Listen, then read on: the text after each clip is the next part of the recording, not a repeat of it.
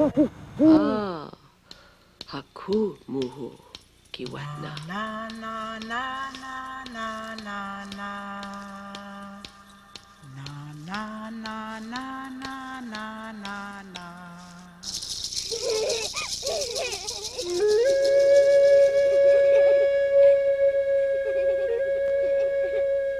Tinker and I under the oaks. For many years I couldn't remember. Like so many American Indian children, I was taken from my reservation. I fought the memories until I learned that my greatest gift was wrapped in the skin of my greatest fear.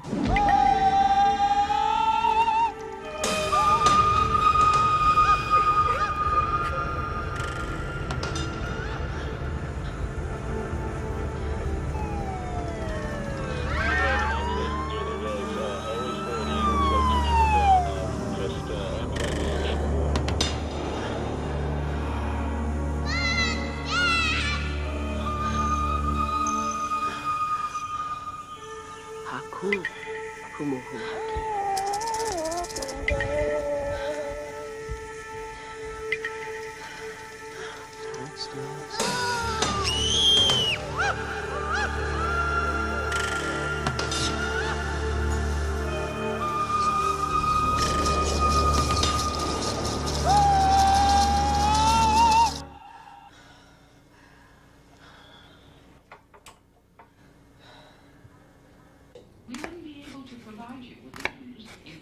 Gotta go. Have a good weekend, honey. Okay, bye. Bye, love you. Bye, sweetie.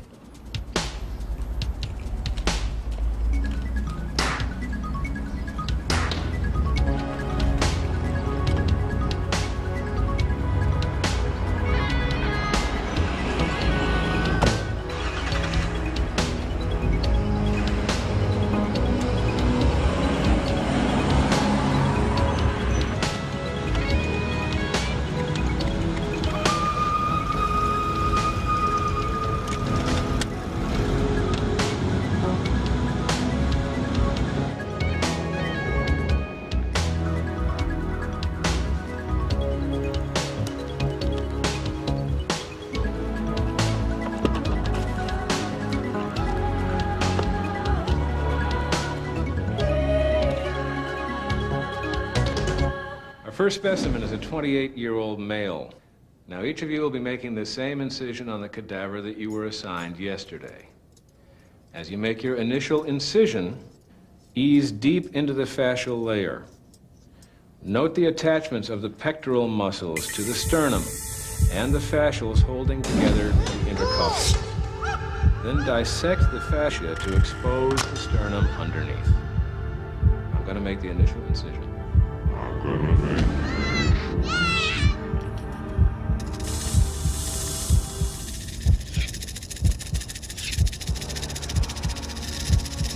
this point, you would use a bone.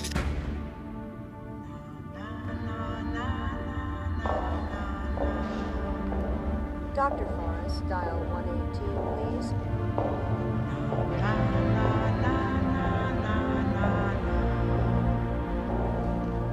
You have to respect the spirits of those that have passed on. Dr. Kravitz, you have a visitor in the main hall. Dr. Kravitz.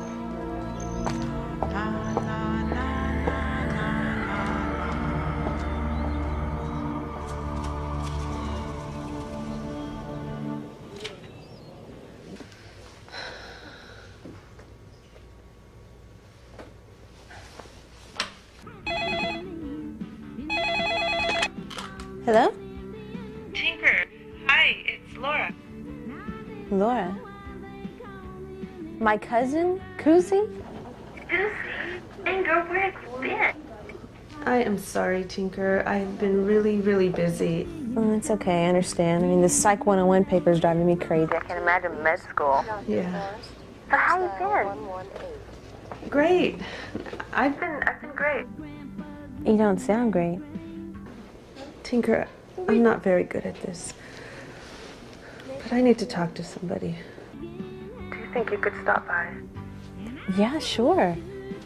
I've got a date tonight, but I can come by after that. It might be kind of late. That'd be fine. I'll be up late studying, and John's got the kids this weekend, so I'll be alone. Okay, then I'll see you tonight. Thanks, Tinker. Bye.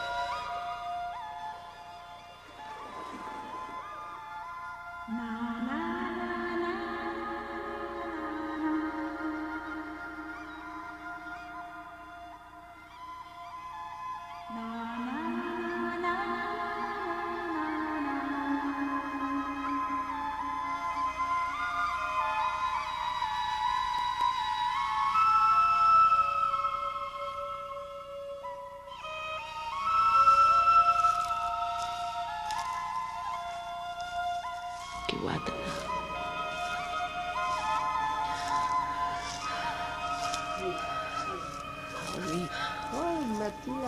Mawiki kumuhaki.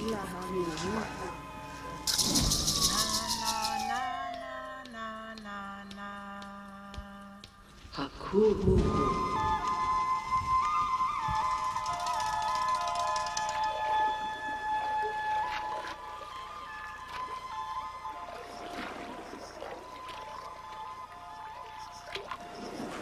Kiwatana.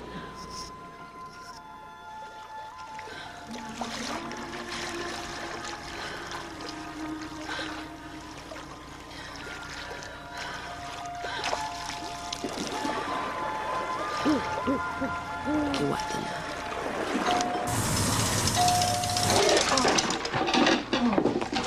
Who is it? Oh, Tinker. Tinker, hi. Hi. Come on in. Thanks. You scared you, Coos? It wasn't you. I fell asleep while I was studying, and then when I got up, It's okay. I often have this effect on people. Go, have a seat. How's your mom doing? Oh, she's great.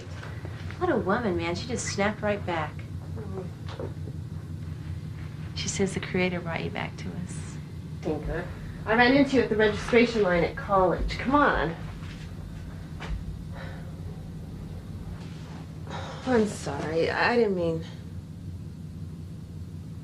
All right, it's okay. Have you been studying too hard? No, it's not the studying. What is it, Coos? I'm having these really weird dreams.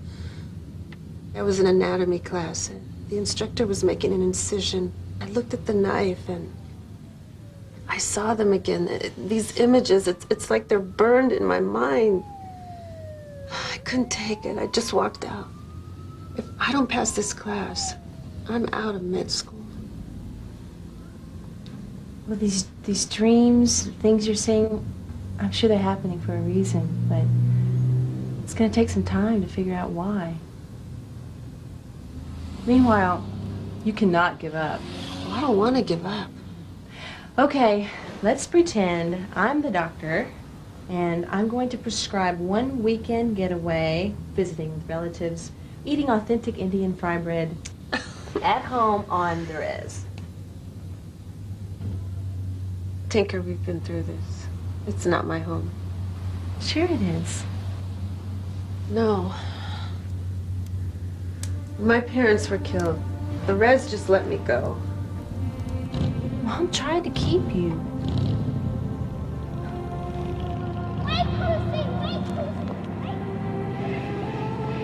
Social workers didn't give her a chance.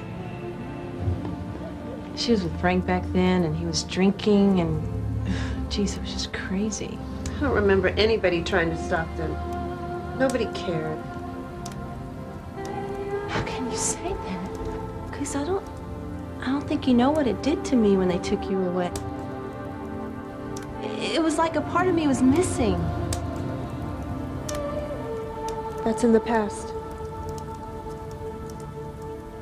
Honestly, I don't think of myself as being Shumash anymore. Oh, Kuth. That's exactly it. It's not what you think. It's what's in here that matters. You're Shumash, and you always will be. Nothing can change that. I don't know, Tinker. I don't know. You know, with all the stuff that's been going on, the dreams and things you've been seeing, it'd be really good to talk to Mom. I gotta get back for Simon Fisher's funeral on Sunday, and if you don't take me, nobody else will. So please, please go. Please take me. Please, cousin. All right, I'll take you. Thank you. God.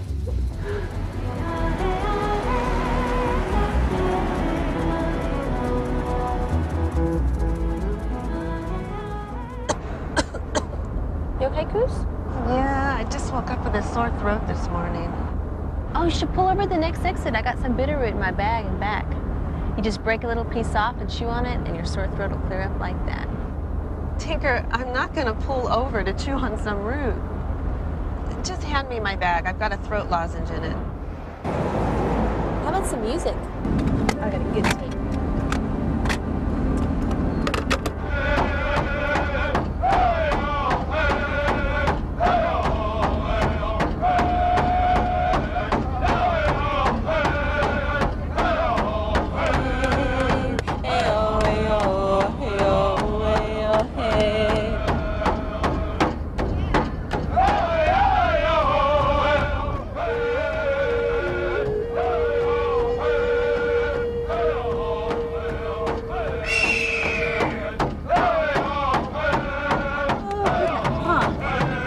Turn that down.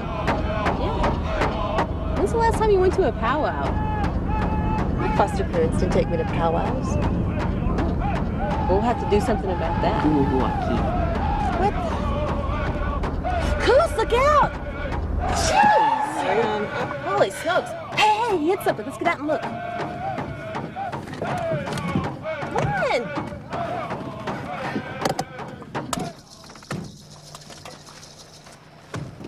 Oh, little brother. What are you doing? It's dead. We have to honor his spirit. Respect those that have passed on. Here. Oh, no thanks. Creator of all things, I want to thank you for the spirit of our little brother and honor him as he starts his journey into this next world. We thank you for all our relatives from all the sacred directions. And take this time to thank you for the future generations and our ancestors. Thank you for bringing our Kusi home.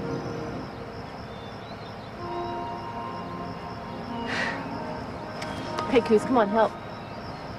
What are we doing? We're gonna take him with. Oh, no. Come on, Mom loves deer meat and the hide. We can use all of it. You want to put this in my van? Well, yeah. We can't just leave him here. Tinker, look at him. He's all... So what? You know the blue blanket in your car. Go get it. Go. Go on. Get All it. right, all right. Okay, push it out over there. All right, great. I can't believe you're making me do this. I'm not making you do anything. You know, it's in your heart. A dead deer is not in my heart. Yes, it is. You've just forgotten. Great. I'm gonna grab this. I'll back up. It's heavy. Just what I need. Another cadaver.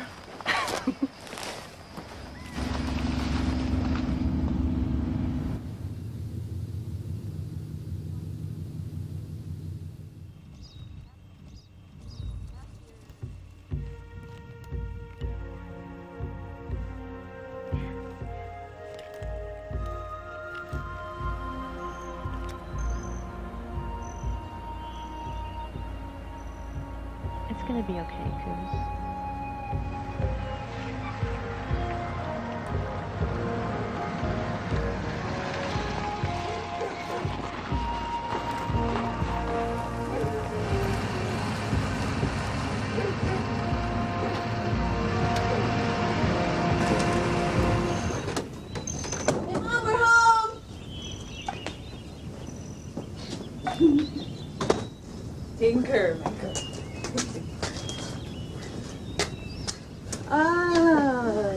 to see you. Good to see you, girl. Oh, you too, Aunt Rose. We brought you something, Mama. What you got now, Tinker? Ta-da! What a beauty. You take care of it, right? Yes, ma'am. Gotta respect those who pass on. Your brother won't be here till tomorrow. Take him over to George's later. He'll skin it out for us. Howie, come on in. So, Mom, I was out yesterday, and I was thinking of you. So I bought you this very, very special gift. Well, could not turn that valve last time? Jeez. Oh, it's a beauty. Aunt Rose, I brought you this. I thought maybe you could use it. Oh. Oh. I like it. It's like my birthday or something. There's my Tinker.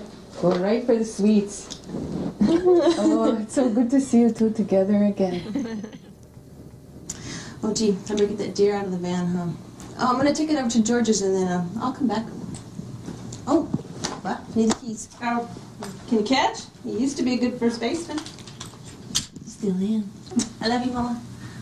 Mwah. Kiwatna? Kiwatna. What did she say? That means see you again. I can't believe you're here after all this time. Well, Tinker's car was acting up, so I told her I'd give her a ride. I brought my laptop and my books. I gotta go get some sage for Fisher's. The funeral's tomorrow. I could use some help.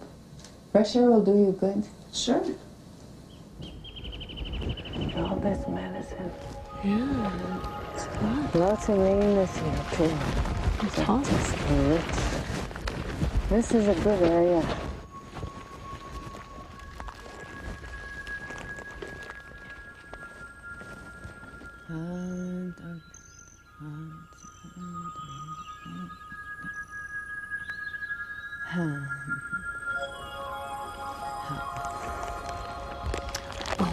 No thanks. I don't know that much about it. There's nothing to it. Whenever I take something, gotta put a little tobacco down for what I'm getting. Why tobacco?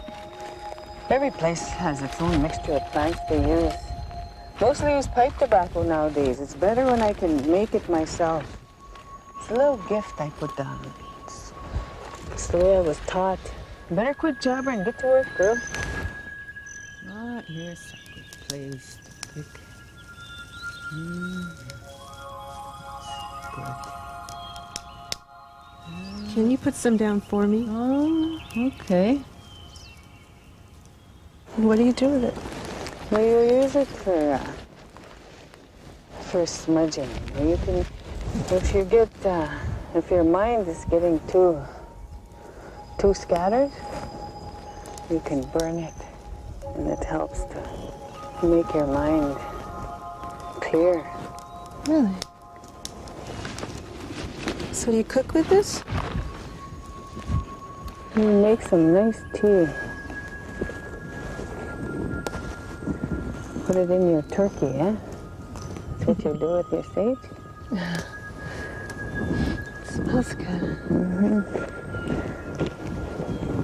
Go over here. You don't want to take too much in one place.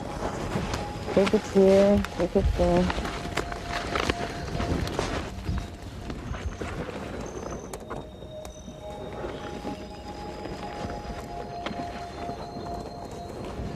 That's enough now. You want to go down to the creek? Yeah, I'd like to. Okay, let's go. Just right down this way.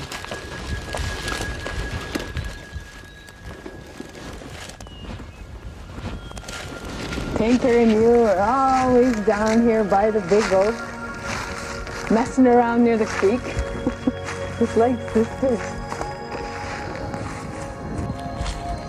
Do you remember this tree? Yeah. I bet she remembers you. This one's been here for generations. My mom used to gather acorns here. And her mom before that. I used to climb up here when I wanted to be alone. I always felt safe, like she was protecting me with her big arms. Yeah. Tinker and you, down by the creek. You saw Moo-Hoo up in the tree? Got so scared. You were just scrambling up the bank and sliding back down again like a pair of otters. I got a picture of you all full of mud that day. You know, I remember Tinker and I would have acorn fights with Mendoza's boys. That oak tree gives us everything we need. Shade when it's hot, acorns to eat, bark medicine. Big, strong roots going way down. Tree of life, we call her. This brings back so much. I came here the night my parents were killed. I cried on this tree. That was a hard time. Well, we better go. Tinker's gonna be coming back soon. I'll be right there.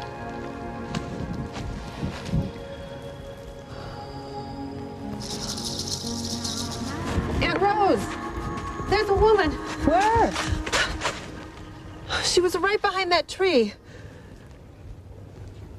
Talk to her. No, she gives me the creeps. I've been seeing her everywhere. It's like she's following me or something. Come on, let's go. I don't understand this. I've even seen her in my dreams. Dreams can show you a lot. But I don't want to be shown things. I just want to be a doctor. I don't see how tobacco and these dreams and oak tree bark can help me.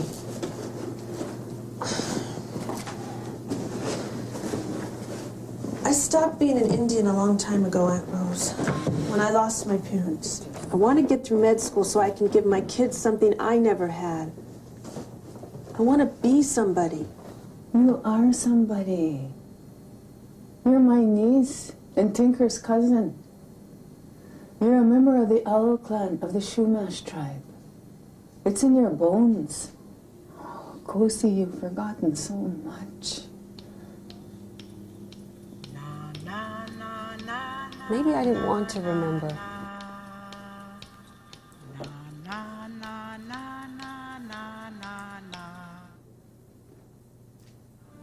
It wasn't my choice to leave. For years, I blamed myself that they took you. I went to court, but I didn't have money for a lawyer. They wouldn't even tell us where you were. After they took you, there was always kind of a hole in my heart. You and Tinker were so close, he used to follow you around. Maybe now we have a second chance. I want to show you some pictures.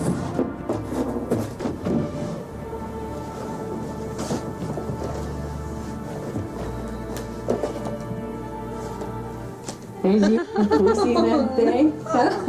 Full of mud. Oh, your mom took that one. Oh. That's her. This is the woman. That's your great grandma. Matila Hamuhu. Her name means catch the night. She passed on when I was a little girl. No, I saw her at school yesterday. Sometimes our ancestors show themselves to us. Maybe they want to teach us something or help us. Help me. She scares me.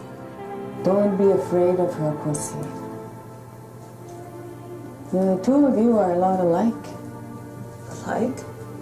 Your name is a lot like hers. My name? Yeah, we had a ceremony when you were a baby. Gee, she was fat and cute. Kumuhuaki is the name you were given. What's it mean? Looks into the night. I'm sorry, I don't understand. Nighttime covers everything. Dark blanket. Can't see through it. Even them eagles and hawks can't see through it. Only one can. Muhu, the owl. Muhu is a powerful one. Some places they say it means something bad, but not to us. That's how you got your nickname. So what's Kusi? I remember you was about 4 years old, and there was an owl up in the big oak. You saw it way up there. You were trying to tell us, but all that came out was, "Cool, see?" No. Can we look at some more?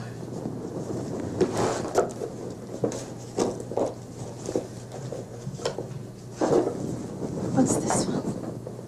Oh, geez, that's an old one. That's me and your great-grandma again. I remember that day. What are you doing? This doctor came, he brought vaccinations for smallpox. They'd hold your arm and they'd scratch it. And we didn't do that in our medicine ways. Lots of people died from that sickness. But we didn't want white medicine either. Grandma had to decide what to do. I was scared. She went down to the creek for a while. I was waiting here. When she came back, she said, "Let's go." Said, "That's white man's sickness and white man's medicine will stop it." And Grandma had to make that choice. We all got to choose about mixing the old and the new and never forgetting the Chumash ways. Like me here, I still use my tobacco and sage, and I got a brand new touch-tone phone.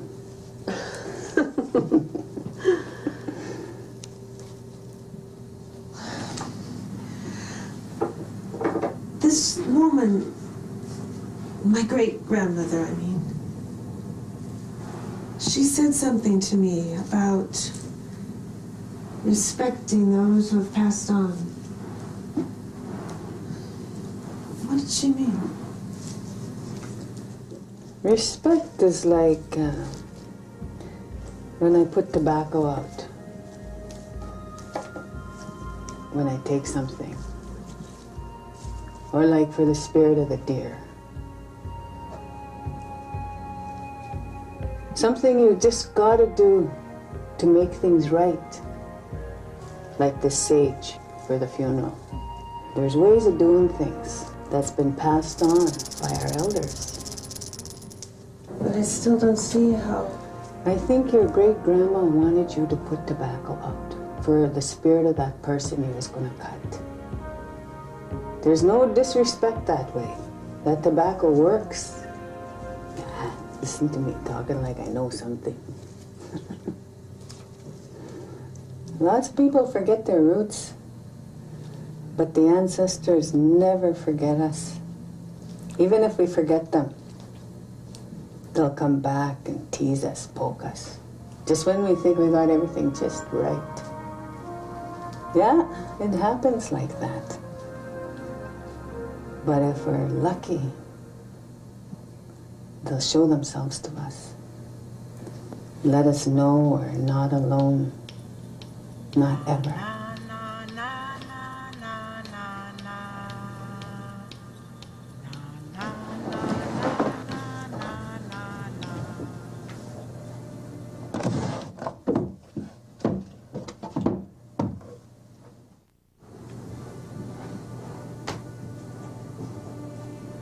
Matila Hamu, who gave this to me that day.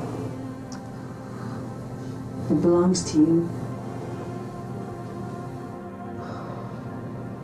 She used it to cut her medicine. An obsidian knife.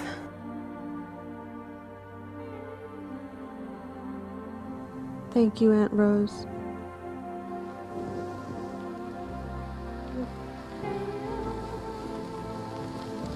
Better pick all this up.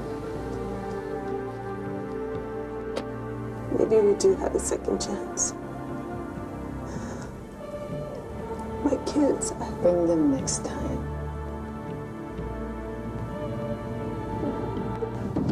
Come out here, you two ladybugs. Come here. Listen. Come here. Listen.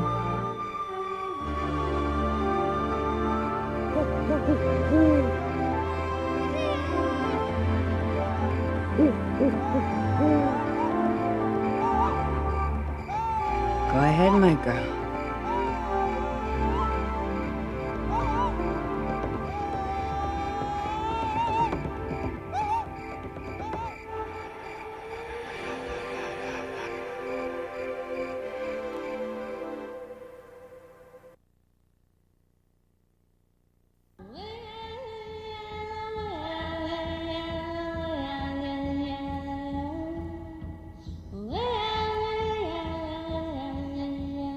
I'd like to start our discussion by asking Bunny, as a director of a multidimensional tribal social service organization, which includes 2 foster care agencies, what do you feel is the effect that foster care has had on individuals as well as families in American Indian communities?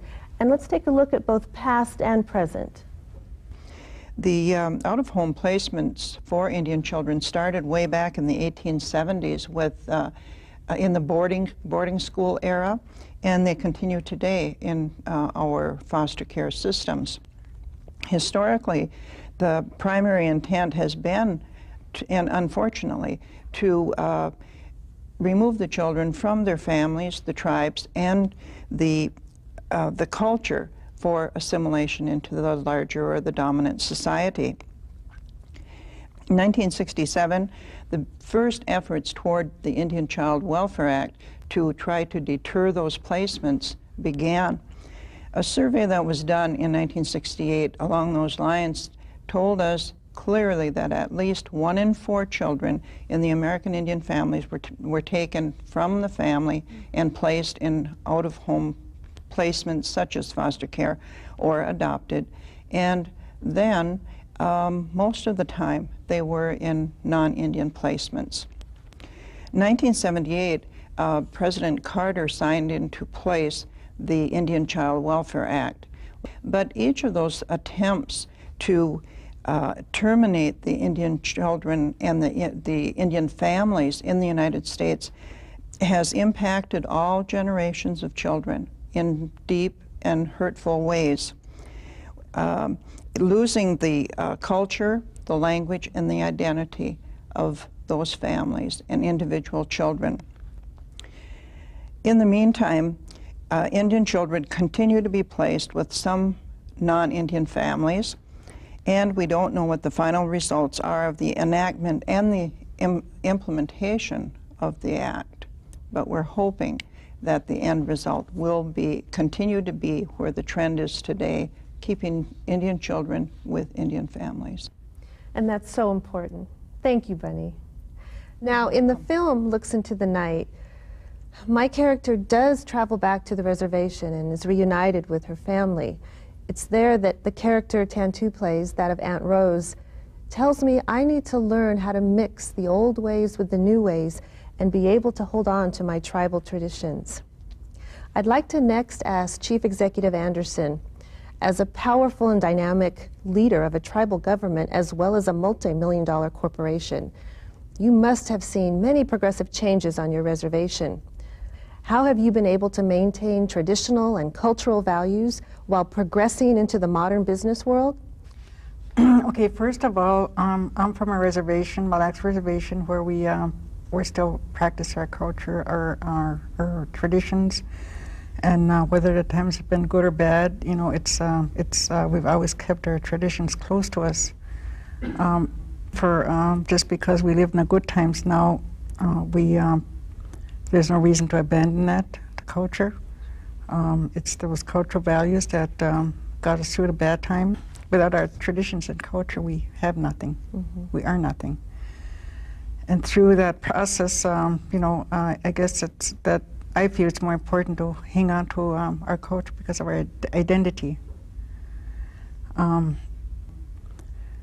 With the gaming industry, it came at a time when we were very didn't have anything to look forward to.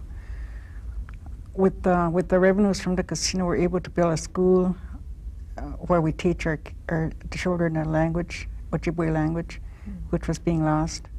We've also, one of the things that we built was the ceremonial building for our elders, who designed and was their top priority. That's great. Thank you. Thank you so much. One of the most exciting aspects for me personally in working on Looks Into the Night was the opportunity to work alongside 3 other very talented American Indian actresses. Tantoo Cardinal played Aunt Rose, as I mentioned before, and Tantoo, you are such a highly respected and acclaimed actress in your field. Tell us a little about your perception of the barriers and obstacles, as well as the opportunities available to American Indian women in your profession, as well as how they may have affected your personal career. Well, as soon as you say barriers, it reminds me of the barriers that are inside, that come from what our history is as a people. And the fact that we were attacked individually as human beings, that we were attacked, our families were attacked, our communities were, you know, attempts made on our lives and every level of our humanity. So, you know, that goes on for a few generations, and there's a lot of broken things inside.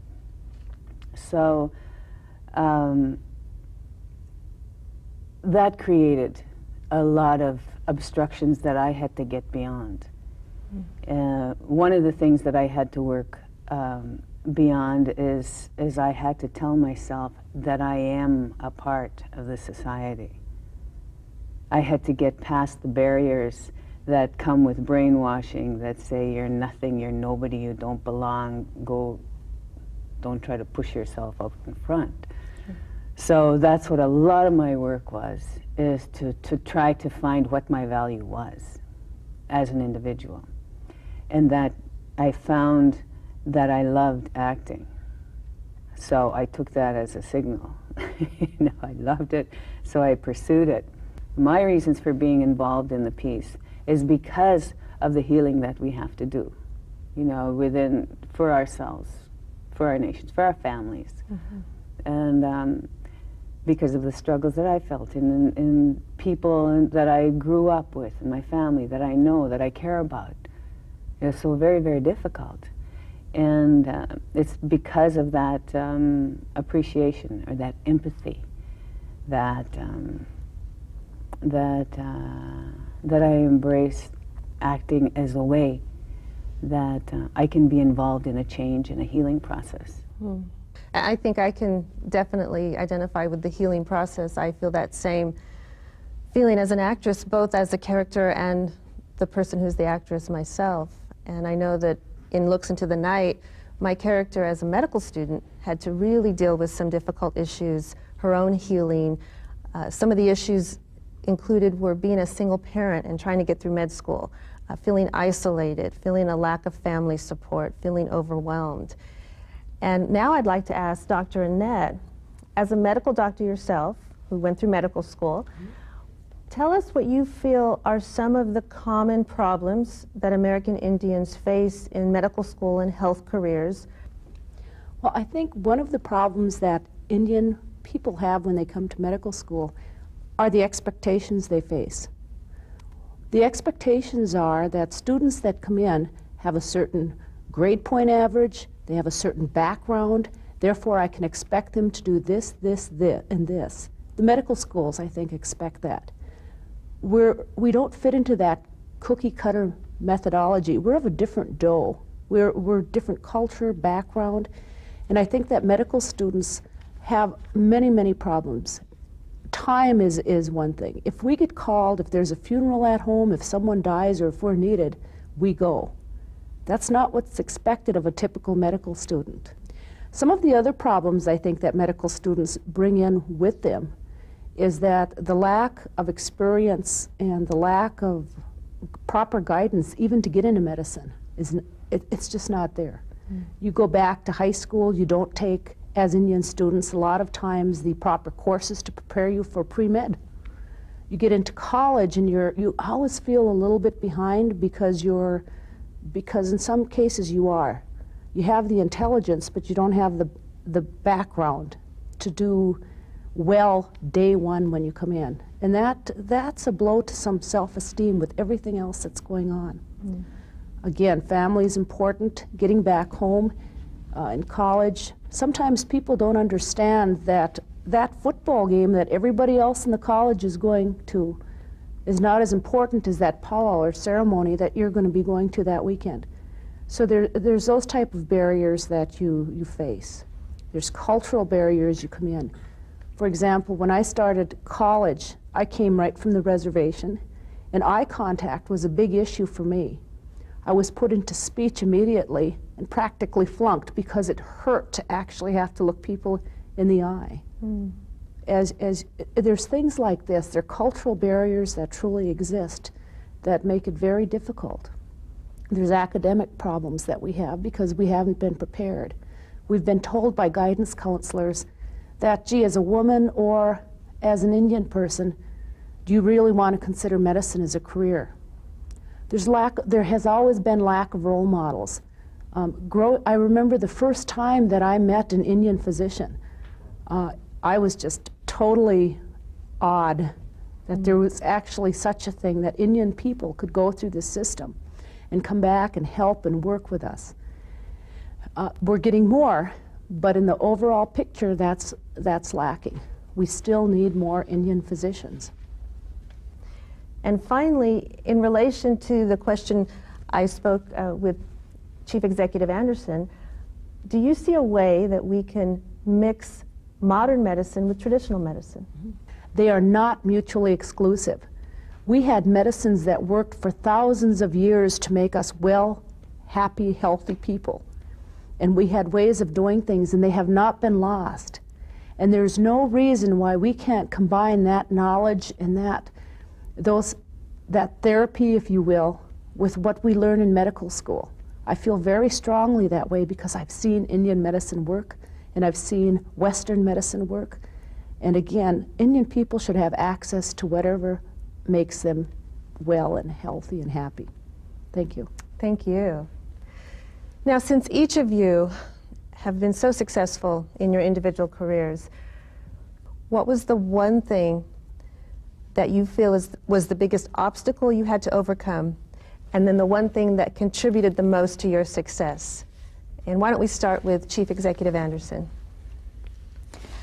I think the biggest obstacle that I've encountered is the lack of knowledge about Indian people, about tribal governments.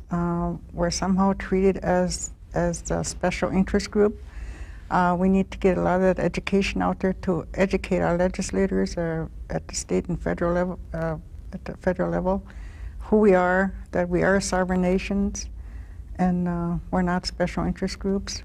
We're, ignorance prevails. So if ignorance and lack of education and stereotyping are some of the barriers you see, what would you say is the one thing that helped you the most, that contributed the most to your success?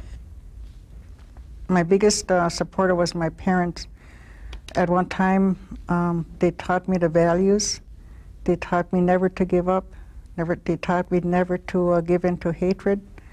I went through, in school, I almost dropped out of school because of the racism at the school. And my parents both said, you go back, you finish your education, you come back and help your people. And I did graduate, but I never went on to college because there was nothing there, no funds available for me to continue.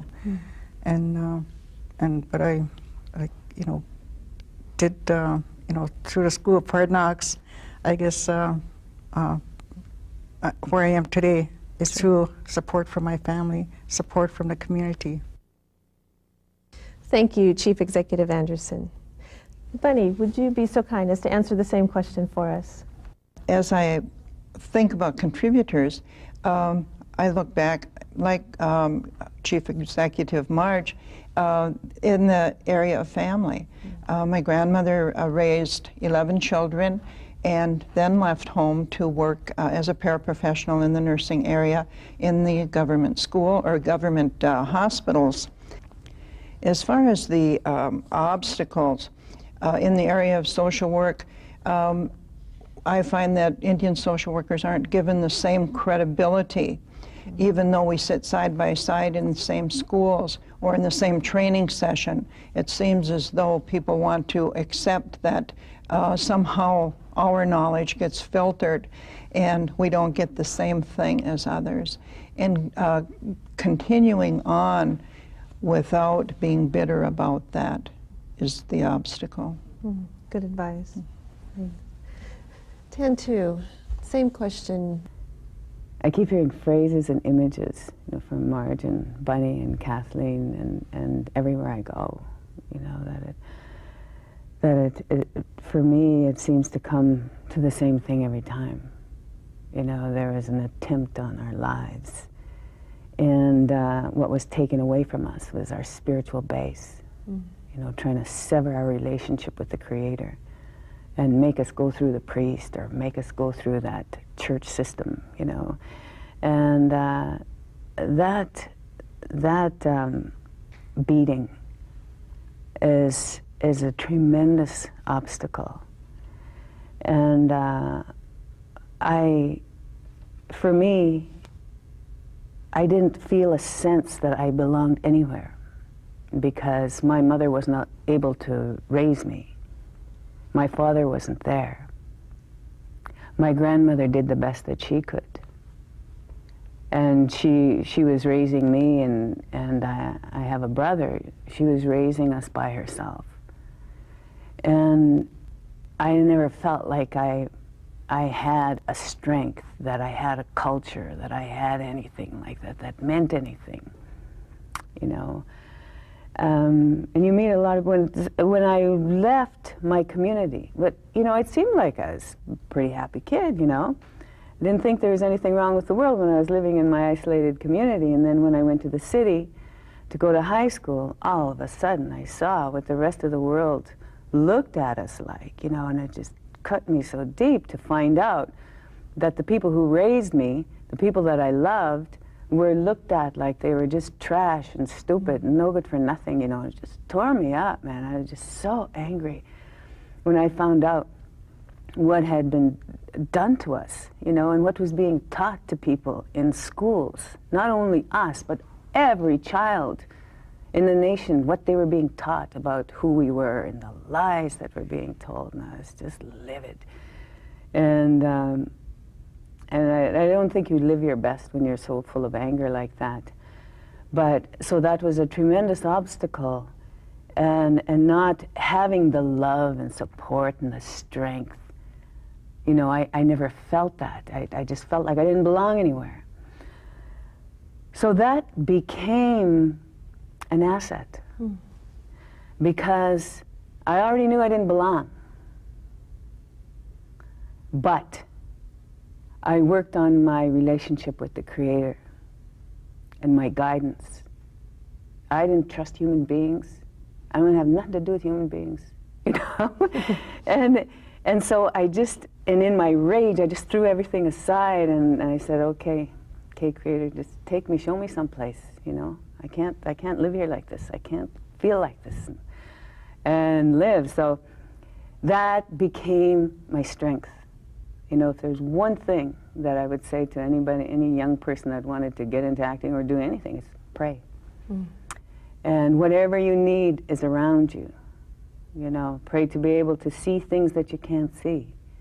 You know, to pray to be able to feel that love, that unconditional love that's there for us from the Creator. Because we're here on this earth for a reason. I don't care what anybody doesn't like about who we are as a people on this earth. We have a very important role to play, and I believe that so strongly. And that's my commitment, to just kind of stay here and say, so I can, when I'm 98 years old, and say, see? No. Oh, thank you, Tantu, for sharing. Thank you. I couldn't agree with you more wholeheartedly. Thank you. Dr. Annette, same question. Well, I think the success comes from the same thing. I had a family that was loving, caring, strong, taught us traditional values, and was alcohol-free, which was a real key for the success, I think, of my family. We didn't have to deal with that aspect of life that impacts, I think, many of us as Indian people. Obstacles are great when you go into the outside world. A big part of it is you realize for a long time you don't really fit in, not totally. And for a long time that's not okay, and you think it's a reflection of yourself. But when you finally realize it's okay not to belong, because there is a place that I do, and that's called home with the family and tribe, and I can go and reconnect anytime. You're okay with yourself. And I think that's that barrier of realizing that you don't belong and then coming to the realization that that's okay. That existed for me. Thank you. If there was one thing, one piece of advice you could give to the young American Indian women in the audience watching, what would that one thing be? Chief Executive Anderson? My advice to them is to get an education. The opportunities are there, you know, it's, and never give up. You know, our young people have so many opportunities today. You know, the whole world's available for them to explore. You know, they can do anything they want with their lives now. And I guess my advice to a young Indian woman is never give up on your dreams. Because if you get your education, your dreams will come true. Thank you. Bunny, how about you? I would ditto what Marge has said and add to find that elder or that person that she would see as a role model and connect with her and listen to the elders, ask questions, explore why things are as they are, and continue to ask questions. With that, growth is going to come. Thank you. Dr. Annette? I would say the same. Dream. Don't lose sight of your dreams. And success is many things in life. I think education is very important for some people. But working toward making yourself a spiritually healthy, mentally healthy, physically healthy person is very important. And I would tell students, I would tell any young woman or young people, work toward making yourself happy. Don't give up your dreams. And don't let anybody or anything stop you from that. And realize this is a process. So at any point in your life, you're never a failure. You may be taking some time out, but get back in and keep on the road. Keep on the road toward your dream. Well, it sounds like a winning formula to me. Pray, get an education, find an elder as a role model, and work towards a healthy, happy lifestyle with a strong dream. Lately, I'm afraid I don't know who I am, longing for an answer. Where does it end or begin? My dreams tell me to follow advice from worlds unknown. I keep looking over my shoulder. I know I'm not alone. If I look into the night,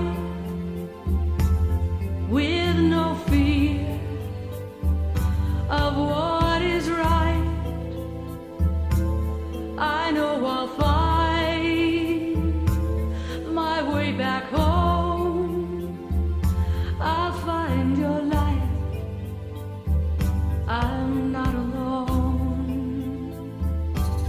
If I look into the night and look up high, not afraid to fly,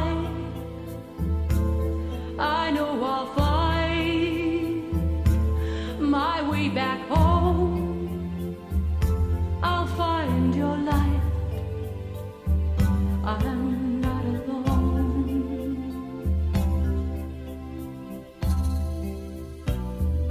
I live in two worlds.